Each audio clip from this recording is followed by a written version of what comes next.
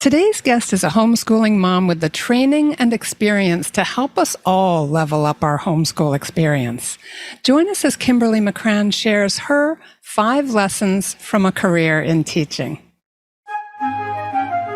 Welcome to Homeschooling Saints, the podcast that helps you create the homeschool you love for the people you love. Our host is Lisa Mladinich, a Catholic life coach, TV host, best-selling author, and an instructor at Homeschool Connections. Before we get started, remember to subscribe to this podcast so you never miss an episode. And if you're watching on YouTube, click the bell to join our channel. Hello and welcome. I'm Lisa Mladinich, your host, and our guest today is Kimberly McCrann, here to share her 5 lessons from a career in teaching. Kimberly McCrann is a music educator with over 20 years of experience who joyfully toggles a career in the New York metro area alongside Catholic home education in her family's Pond House School. She's excited to encourage others who are managing the transition from traditional schooling so that they can draw upon strengths old and new in this next chapter of their family life. You can find her at coastalvillagegirl.com, and it's just how it sounds, COASTAL and then villagegirl.com. Welcome to the program, Kimberly. It's great to have you back. Thanks so much for having me on, Lisa. Really looking forward to this. Oh, yeah, me too. And just for the audience's sake, we were having really weird technical issues right before we started to record. So I feel like this is like the first episode that I'm recording for this season. It almost bodes well to me that we struggled to get on together today. And actually, when we get to the third point, one of the things we'll be talking about is how you can't control everything. So it's kind of fitting. Yeah, and I'm in the middle of doing the Abandonment Novena too. So it was a good exercise. Yes, indeed, right? We all need that. And if anybody doesn't know what we're talking about, and I'll throw it in the show notes. Absolutely. Because it's it's a gem. Okay. So anyway, Kimberly, so good to have you here. Would you just start off by telling us, you have really neat resources, a blog and sort of a vlog at your at coastalvillagegirl.com. Would you start off by just sharing how the Lord led you into creating these resources for homeschoolers? Sure. So actually, it started almost 10 years ago, shortly after my husband and I got married, and I moved to Long Island, and I didn't really know much about Long Island. So I was really interested in exploring different places with him. And so with a neophyte seal, I decided, you know what, let me document this. So anytime we went to a new restaurant or a winery or a historic place or, some place of natural beauty like a state park, I would start, just making little blog posts about it. And then we'd throw in, if there was a product or a service that was provided locally or, little inexpensive home renovations and a little dash of chicken keeping. We had chickens for a number of years.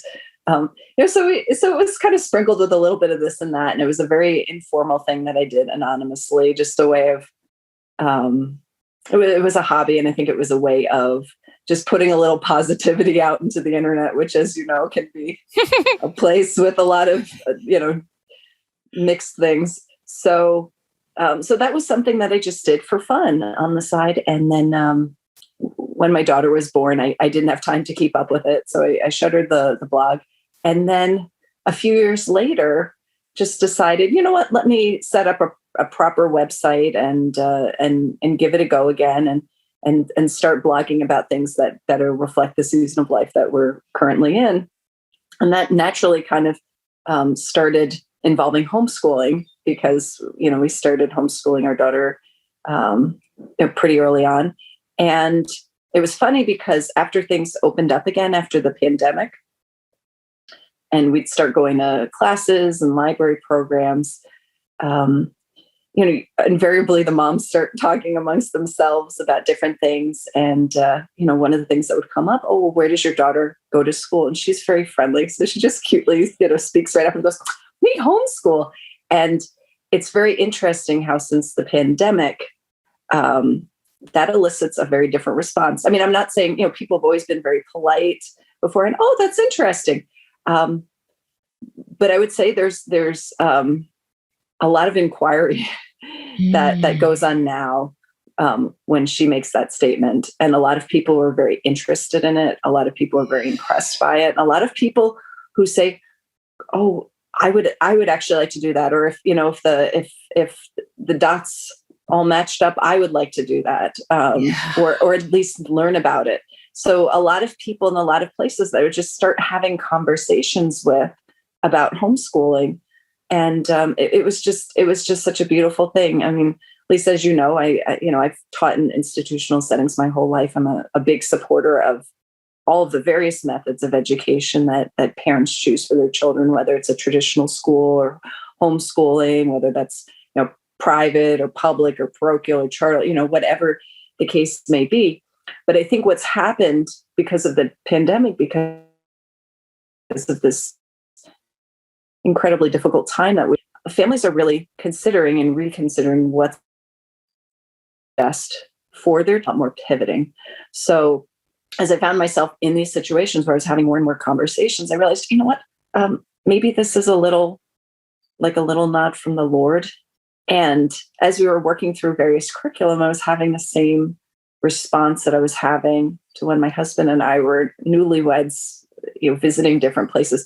Wow, this is really well thought out, or, this has added so much value to our family's life, my daughter's education. I see her really thriving with this particular product.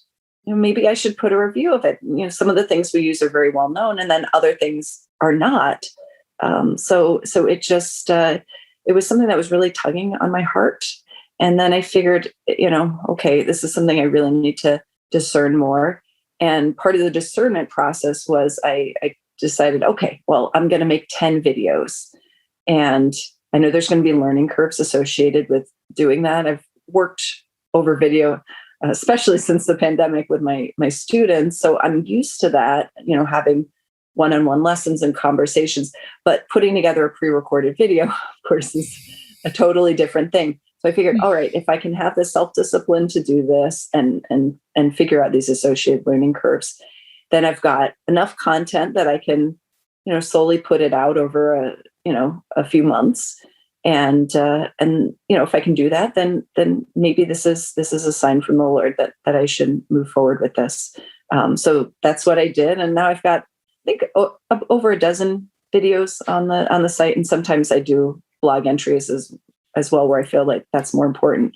There's some books that my daughter and I are actually reviewing together at the same time. So that's kind of a fun thing to do as a blog post where, it's her review and my review. So we started that in the spring. Ooh, I love that. That's super fun. All right. Well, that's really interesting, the way people are perceiving things differently and more interested, more intrigued. We've certainly been under unusual stress the last couple of years and have thought a lot more and have seen a lot more into various educational environments because of Zoom, and have, really maybe just had more data to go on to really reevaluate the idea of schooling our children ourselves. So you've got 5 lessons to share with us. So why don't you go ahead and step us into those lessons, Kimberly? Sure. So I think probably most of what I'm going to share today is going to be, they're going to be things that maybe apply to someone who's considering homeschooling, or they're relatively new to homeschooling, because they're really things that I think, whether you're starting out a career in teaching in an institutional setting or you're starting out homeschooling, it's a similar matter. You go into the task of teaching with really strong convictions, right? You're really excited. You're on fire about doing it. Mm-hmm. And reality can be very different than our expectations. So what I found in my 23, 24 years, I've lost count, of teaching is that, there are so many moments that will just wildly exceed your expectations, but they're just very, very different from how you thought things were going to go. So if I were to unpack that statement, we'd be here all day, and I probably put everyone to sleep. So 5 of the things, I'm in the process of starting to distill this down. Like, what are the major life lessons I've learned from basically being schooled by being a teacher? But the 5 that I've got so far are to pick what you love, that the how of what you're doing is just as important as the knowledge base, that since you can't control everything, it's very important to adapt, to keep your eyes peeled for props, and that leisurely procrastination is your best friend. Ooh, I like the sound of that. Okay, so if we're going in the order of how you put it, like, what is this picking stuff you love? I mean, doesn't that mean there's going to be huge holes in your education if you just do what you love? Okay, so here I'm going to reference more of my time as an orchestra conductor. I've done a few different things, working as a violin viola instructor, arts administrator, and also as a conductor. But here's where I would say this one particularly applied. When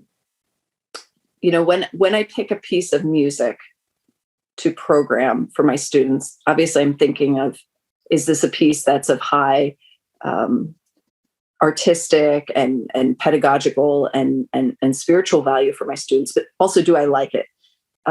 So in programming, that doesn't mean that I'm only going to program music from, let's say, the Baroque period, or I'm only going to program music by Brahms. No, I need to have a varied platter. But I guess in homeschooling, that would be akin to, you're not only going to teach your child math. Of course, you're going to teach them grammar, and you're going to teach them science and geography and history and those things. So within that varied diet, I guess you could say, what do you really love?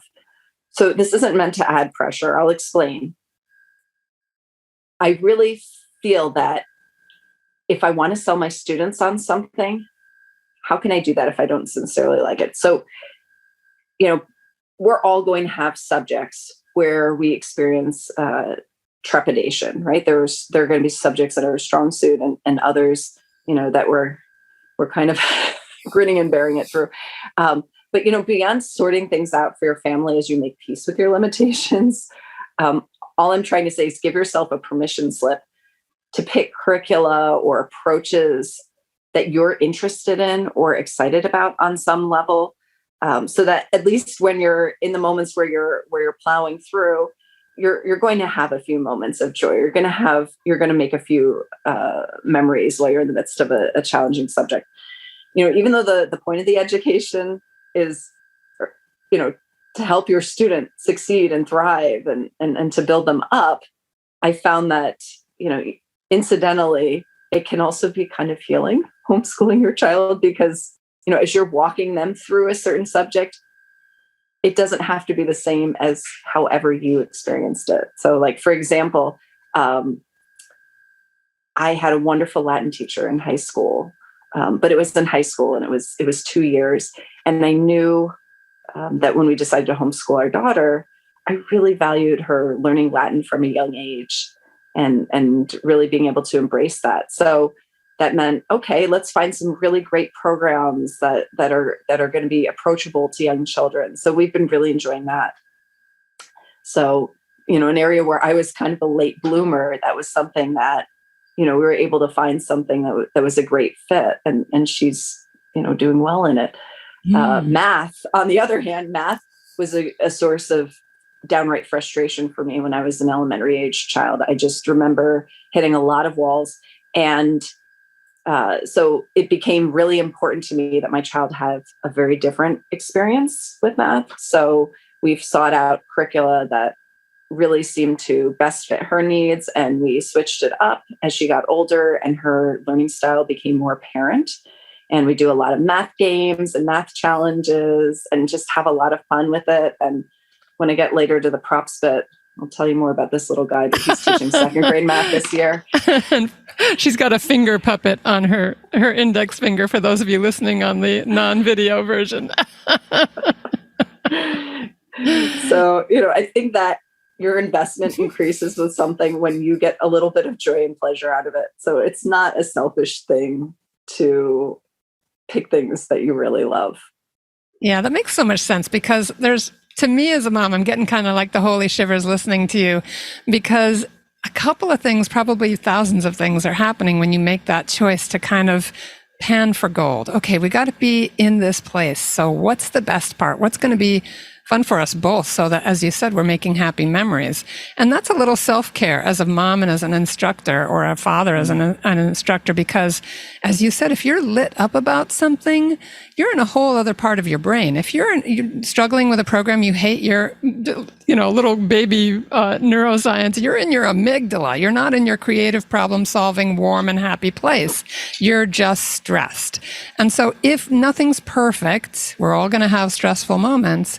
But if you can keep in that prefrontal cortex, in that kind of happy, creative, relating place, then education itself is still a joy. As you said, you have moments of joy. It's not all perfect. It's work on some level, but there's moments of joy. Praise God.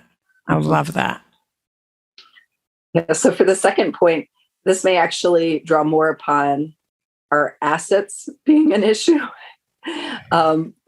The how being as important as the knowledge base. So I know that some people, when they hear that at face value, are going to disagree with the emphasis on the how, because I think traditionally when we think about that in education, we're talking about something performative, but I do not mean it that way. So I'll explain.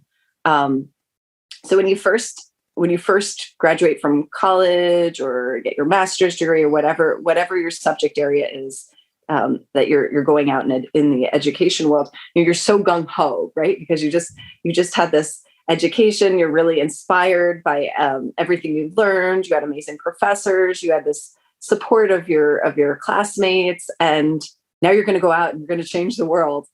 But people are a little more complicated than that, and thankfully so, right? So that innate desire to go out and make a difference, it's a beautiful thing. But sometimes our romantic ideals can get ahead of us, and we need to always keep at the forefront the person who we're teaching. So what do I mean by that? So for example, when I first started teaching, I know there were times where I would overprogram repertoire on a concert program and maybe push my students a little too hard. And there were times, kind of going back to what I was saying about being performative, there were times where, I would spend all my free time thinking of 80 million ways to solve 80 million real or perceived problems or permutations that can come up, and sitting down and looking for anecdotes and inspiring things to tell my students. And while those things in and of themselves, in moderation, were not a bad thing, that constant, relentless pursuit, it made things more difficult than it needed to be.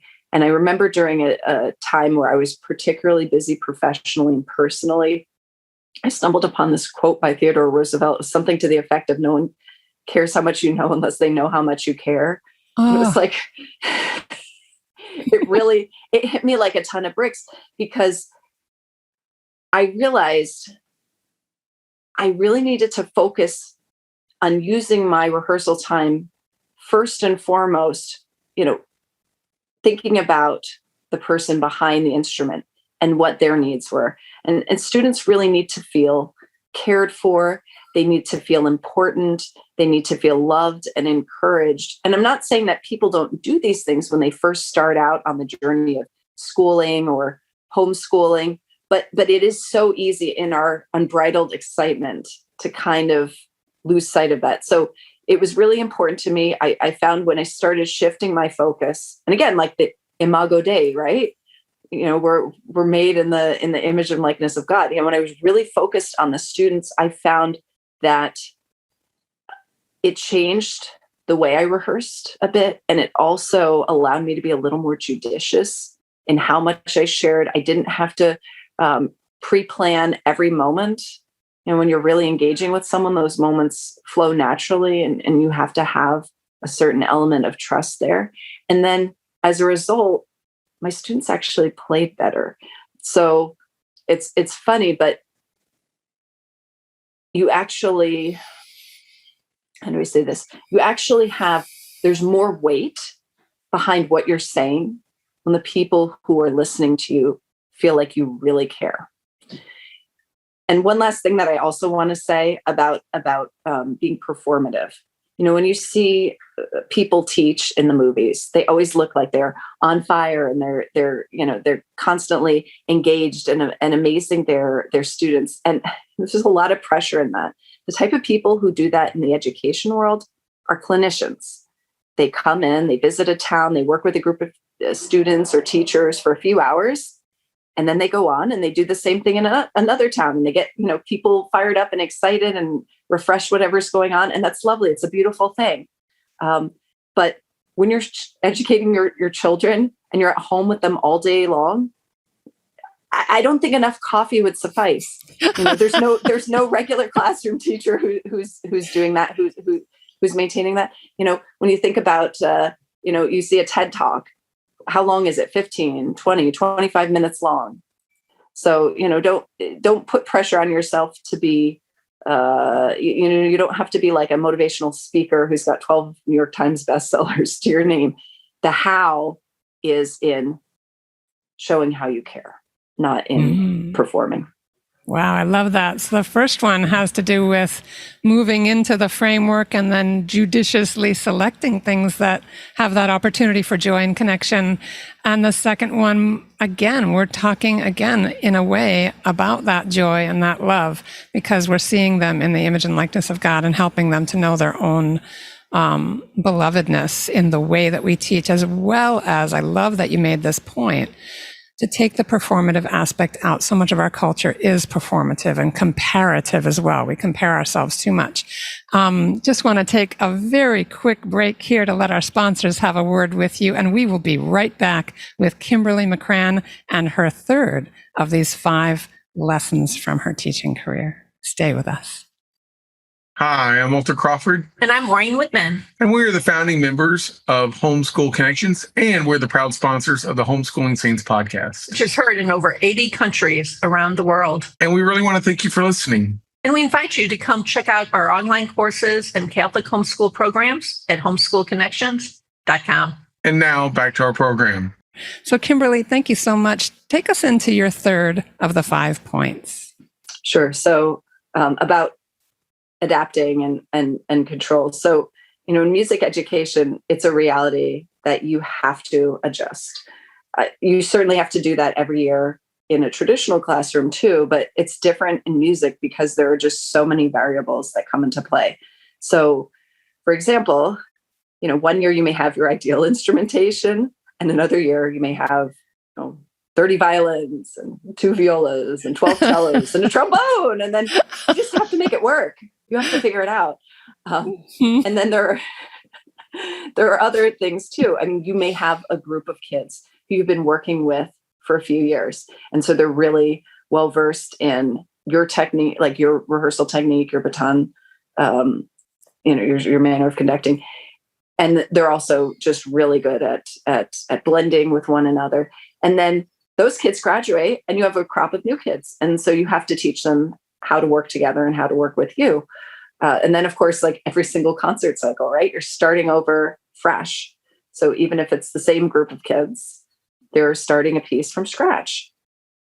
And I think it kind of to that point about piece selection, maybe if there are any veteran homeschool moms who are listening, they can relate. It's a little like walking your child through walking your oldest child through a curricula and then going and doing the same thing with one of your younger children and finding it's very different. Because I found over the course of my career, now there have been a few times where I've programmed a piece more than once, because it's been several years out and totally different crop of kids. And the kids have changed and I have changed. So the way the piece is taught and experienced and performed is totally different than the first time around. That's fascinating to me. Like, it just gives me the shivers because I have no musical talent. But to think in that environment of all those variables, it's such a great metaphor for our kids and their uniqueness and their constantly changing capabilities and perceptions and hours That's just such a great area of awareness. So you also have to sometimes rearrange the music. Like I was mentioning, if there's any things about your instrumentation that might make programming a particular piece of music daunting. Now, one very interesting thing that has actually come out of the pandemic, which is a wonderful resource for music educators, is something called flex instrumentation. It did exist beforehand, but with all of the complications teaching in a classroom setting, it really was necessary, starting pretty early on in the pandemic. So there were a lot of arrangers that would take great works of music and make it possible that you could play with all these very different permutations of instruments, because you didn't know if you were having the A group kid on Monday and the B group kid on Tuesday, or who was going to be out sick. So a lot of these changes, however, also made it possible. Let's say you're in a school with a smaller program. Now you can introduce your children to a much wider range of repertoire that they might not have originally been exposed to. So it really, in that respect, that is a wonderful service that has been provided to the music education community in terms of thinking outside of the box.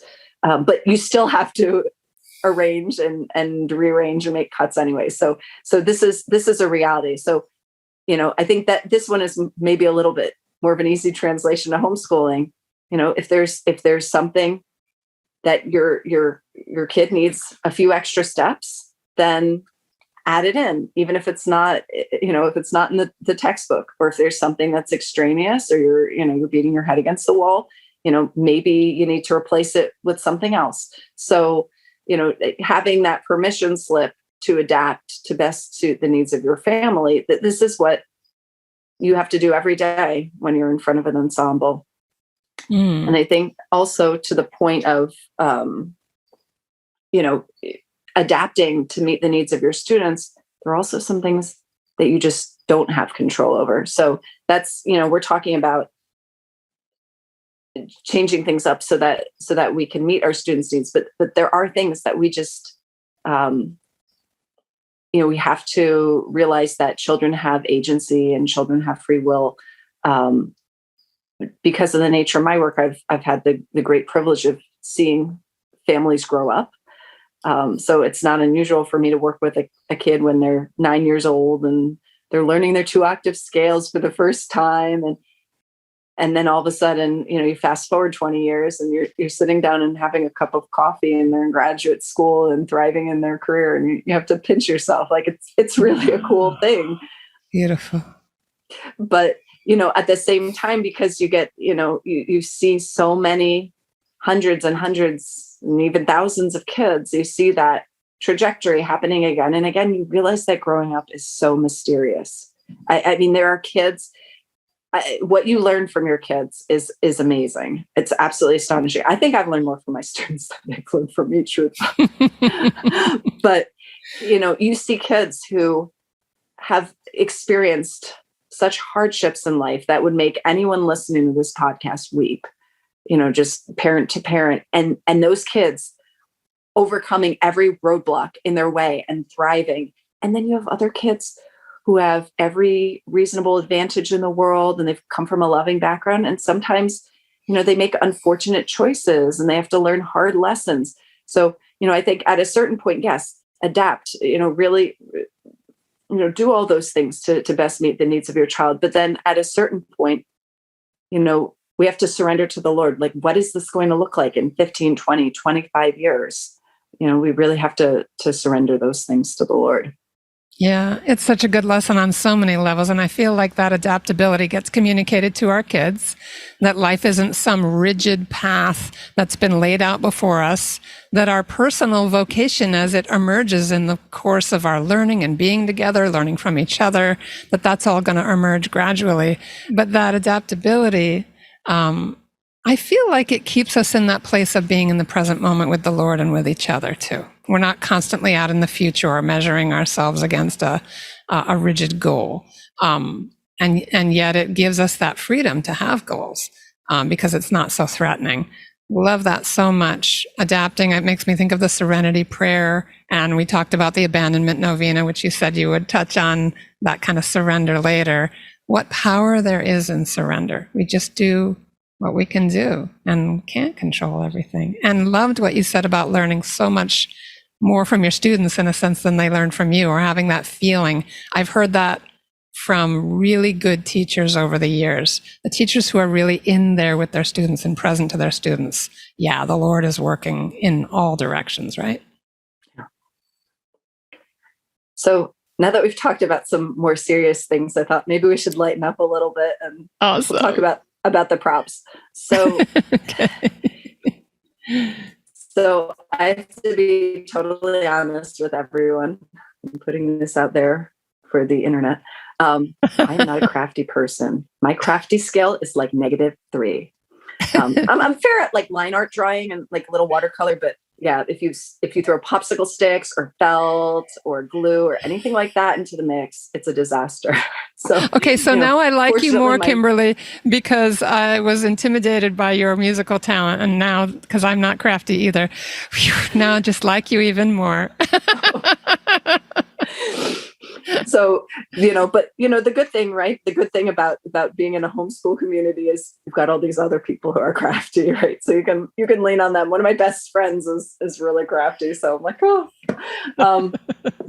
so anyway, but I think sometimes we get locked into this idea that creativity has to do with being crafty and doing crafts. So, every time you try out a new recipe on your husband or your wife, for the homeschool dads who are listening, who have some culinary talents, you're being creative.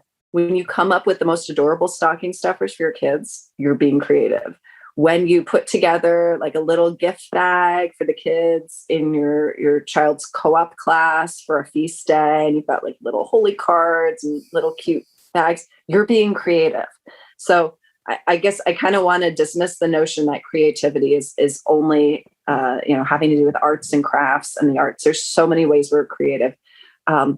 So I would say, I don't know at what point it really started, but I think it took off about 12 years ago. I started using props more. And what happened was I worked with a few different groups at different experience levels. So some of the ensembles I conducted, they were younger elementary age students who were just starting their musical journey. And then, I have other groups where the kids are in middle school, high school, and you're playing standard orchestral repertoire. So kind of running the gamut.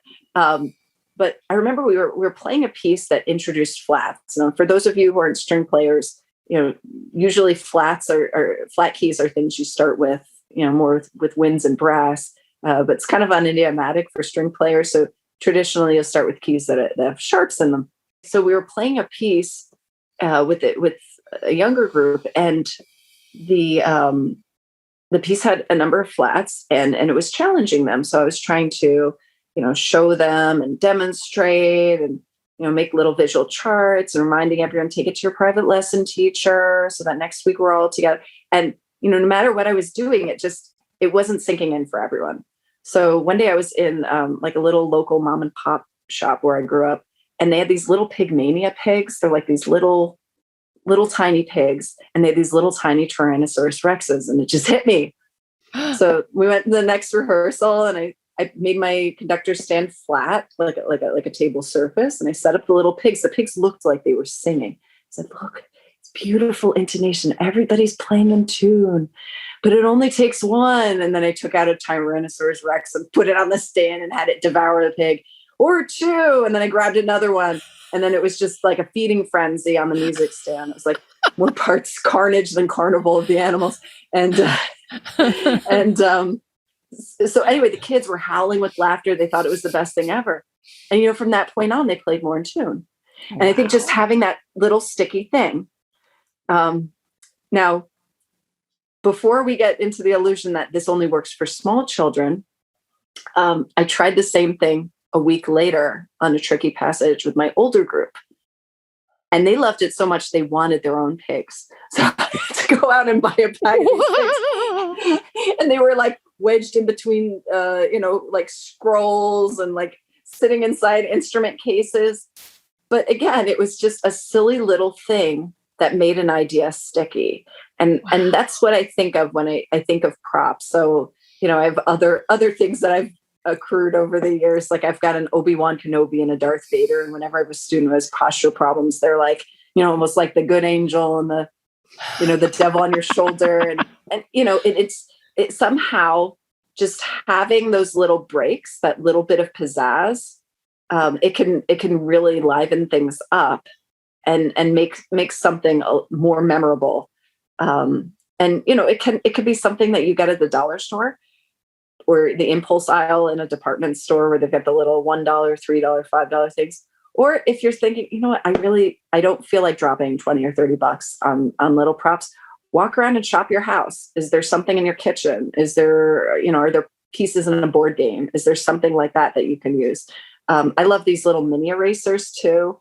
Like, I store them kind of by theme, like holidays and seasons. In your like little that. Ziploc bags. Yeah. And little Ziploc bags. And, we'll use them for math. We'll use them for patterns, addition, subtraction, eventually multiplication and division. And then finger puppets. I mean, finger puppets are so great. This little guy is teaching second grade math. And, it's what's so nice about, obviously there were times where I introduced this when my daughter was younger and she wasn't quite ready for this. Like it became a distraction. So I think it's a fine line you have to walk, but now she can stay totally engaged. And again, going back to the thing we were talking about earlier, like this makes math more fun for both of us. But you can also use finger puppets to narrate, have your student narrate back at you. Okay, what did mommy just teach you? Or what did I just teach you? Or, go teach the baby with, Professor Bun Bun. So then you're getting that recalling, which is also such an important part of education.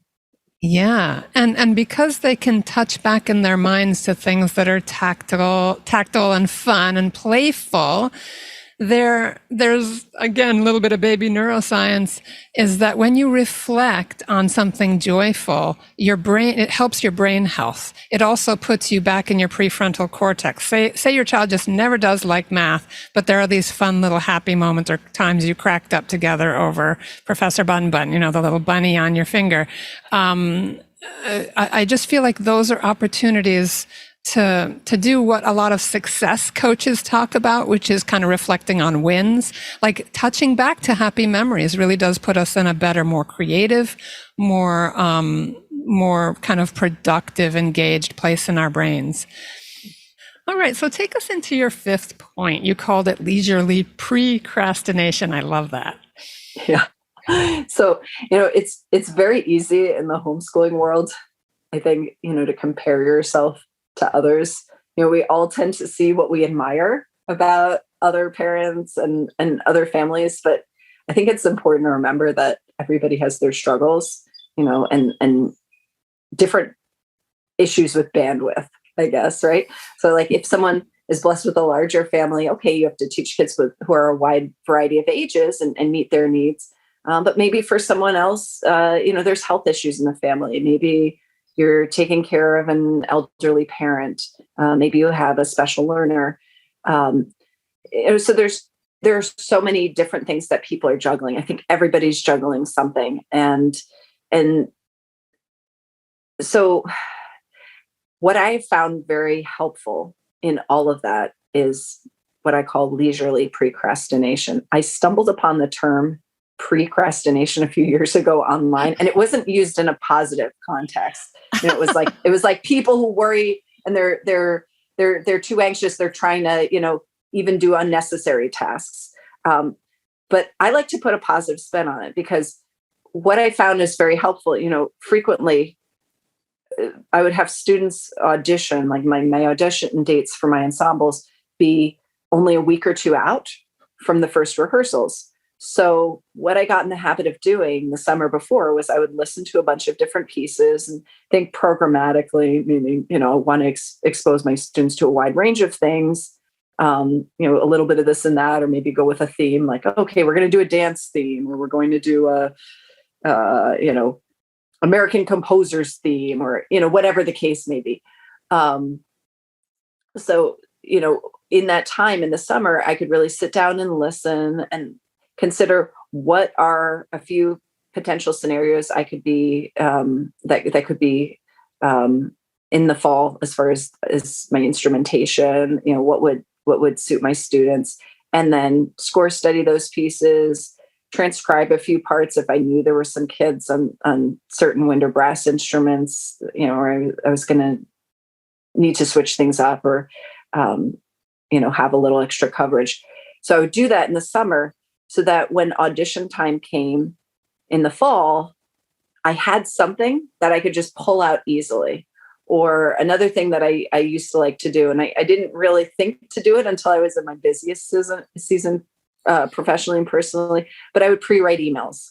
So if I knew, okay, I've got a spring concert for this group and a fall concert for this group, whatever the case may be, and I want to send X number of reminders, then in the summer, when I had time and I was unhurried, that was the time that I would take to pre-write those emails and set them up in my draft box. And then, when it came time that I needed to pull those out, they were right there.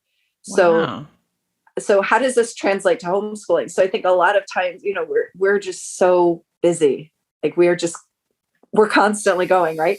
So let's say you have an hour, your kids are watching a movie, and your first response, which I think is probably most of all of our first responses, like, okay, let's scroll for a little bit. Instead, make a cup of tea and just sit with a paper or a paper curricula catalog or online ones. I mean, I know some of the online ones are amazing. You can see page samples. Just wonder over it and dream over it and don't feel hurried. So this is something to do way, way far in advance, before you're under any pressure with making choices or your budget for the year. Just make a little space for that because you're not in that urgent season of it. So I actually, for a few years now, have been doing this about 8 months out. So, in that kind of slow time in the winter, January, February, I start going through and making choices. And I find it's actually helpful because as I'm making those choices very gradually, I'm excited about them. Like, oh, we're going to use this next year. And then I find it goes back and it informs how I'm finishing out the school year. Because, this time, not this time of year, but that, that time of year, that January, February, March time, it's a little bit of a downtime. And I find it actually energizes me and I get more excited about finishing out the year because I can see the trajectory. I can see, okay, well, we've got to finish this out so that we can be prepared for the next thing. So the excitement of that inspires how the year's going to end. So again, if I was to do this in the summer, I think I might feel a little hurried, but because I'm doing this further out, it doesn't feel like work. It doesn't feel like I have a deadline looming over my head. So in general, with everything we have to do, because of course, as you know, Lisa, New York's a very regulated state. I try to start completing forms and various things further out, just a little bit at a time, 5 minutes here, 10 minutes there. And then I don't feel as much like I'm in a hamster wheel, with those deadlines. Wow, I love that because we often experience as homeschoolers the kind of winter doldrums, especially if you're in a place where the weather's really cold. We're a little more stuck indoors. We're not seeing people as regularly, and we're tired because the fall season, we tend to overcommit. We push harder in the fall because we've had a rest and we're like, wee, we've signed up for too many things. And by after the holidays, forget it. We're tired and we tend to go into kind of the blah part of the school year. But if you're just kind of gently turning over in your mind possibilities, as you said, that takes you into a whole other place emotionally and psychologically. And I love what you said. I've never heard that before, that procrastination, that dreaming with lots of lead time actually invigorates what you're doing now. Ah, what a jewel. Yeah. And it's funny, I've talked to other homeschool moms about this, and like people that I never even proposed it to. they've said that they've done the same thing themselves. So it's interesting, that this is a phenomenon that, other people come to the same conclusion. So Yeah. it's cool. Yeah, but just to hear somebody else have tried it, I mean, it just makes me so happy just hearing it. Just tell us sort of the names of the 5 points, or a little short description again, one more time, Kimberly. Sure. So the first is to pick stuff that you love. The second is that the how is just as important as the knowledge base. The third is, since you can't control everything, adapt. The fourth is keep your eyes peeled for props. And the fifth is leisurely procrastination is your new best friend. I love it. I love it. Any final thoughts to leave us with, Kimberly, as we're wrapping up? Sure. So I would just say, if you go into teaching, any kind of teaching, be prepared to be schooled. It's such an exhilarating prospect in one moment, and it can be humbling the next. But I think also know that any worry you've had, any mistake you've experienced, any March burnout or February burnout or January burnout, that's been shared by more teachers than you or I, Lisa, could ever possibly quantify. And I think all good teachers, whether you have a formal 4-wall classroom or not, you're in it for the kids' best interest. So as you're buoyed by Lisa's ministry and the wonderful people that she brings in, just remember, those kids are your kids. And what a blessing it is that the Lord gives you this opportunity to work with your children this way. Amen and amen. And just another shout out to our amazing sponsors who allow us to do this work of coming together as moms and dads, really making our domestic churches, our homes, beautiful places of learning on every level. Kimberly, thank you so much for the joy, the intentionality, all the insight that you bring to our conversations. I can't wait to do it again. Thank you for being with us. And everybody, find Kimberly at �coastalvillageGirl.com. That'll be in the show notes.